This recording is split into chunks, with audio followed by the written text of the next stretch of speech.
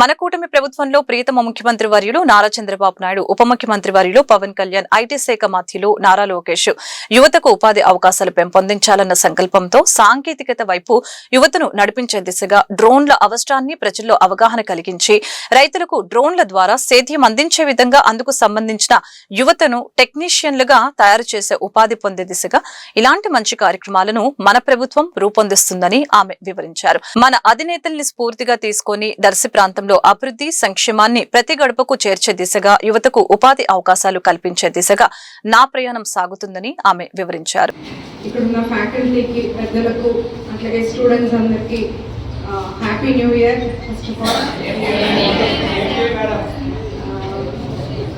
ఈ వర్క్షాప్ ఇక్కడ ఏర్పాటు చేయడం నిజంగా వీ షుడ్ అప్రిషియేట్ మీ ఫ్యాకల్టీని కానీ, మీ ప్రిన్సిపల్ కవిత గారిని కానీ, ఇక్కడ టీచర్స్ అందరినీ. ఎందుకంటే చాలా లిమిటెడ్గా అరేంజ్ చేస్తున్నారు ఇట్లాంటి వర్క్షాప్స్. అది ఇక్కడ దర్శి, ఇంకా మనకి కాలేజ్ కూడా, బిల్డింగ్స్ కూడా లేని ప్లేస్ మీరు ఇక్కడ అడ్జస్ట్ అయ్యే ప్లేస్లో తీసుకొచ్చారంటే మీరు వాళ్ళ ఎఫర్ట్స్ని గుర్తుపెట్టుకోవాలి. ఎప్పుడు మీకోసం వాళ్ళు ఎంత ఎఫర్ట్స్ పెడుతున్నారు. అట్లాగే ఎడ్యుకేషన్ అనేది చాలా ఇంపార్టెంట్.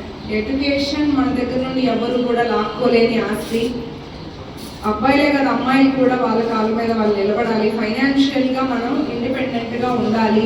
ఎప్పుడు ఏదొచ్చినా మన పేరెంట్స్కైనా, మన కుటుంబానికైనా, ఒక ఇంట్లో ఆడపిల్ల కనుక చదువుకుంటే ఆ తరమంతా బాగా చదువుకుంటారు, ఆ ఫ్యామిలీ అంతా ప్రోత్సహిస్తారు చదువుకోమని చెప్పి. ఎందుకంటే ఫాదర్ రోల్ మల్టిపుల్ ఉంటాయి. వాళ్ళు బయట అర్నింగ్స్కి వెళ్తారు, అన్నీ టేక్ కేర్ చేయలేరు. మదర్ అనే కుటుంబంలో పిల్లలంతా టేక్ కేర్. మీరు కనుక చదువుకుంటే ఇంకా బాగా ముందుకెళ్తారు. నేను ఇది మెయిన్గా ఆడపిల్లలకి చెప్తున్నాను. అండ్ ఎడ్యుకేషన్ గురించి అందరికీ కూడా చెప్తున్నాను. అందరూ కష్టపడండి. అండ్ ఇక్కడ జాబ్ మేళా మొన్న మీకు యూజ్ అయిందా? మొన్న పెట్టిన జాబ్ మేళా యూజ్ అయిందా? ఇంకా బెటర్ జాబ్ అనుకుంటున్నారా? బెటర్ శాలరీ అనుకుంటున్నారా?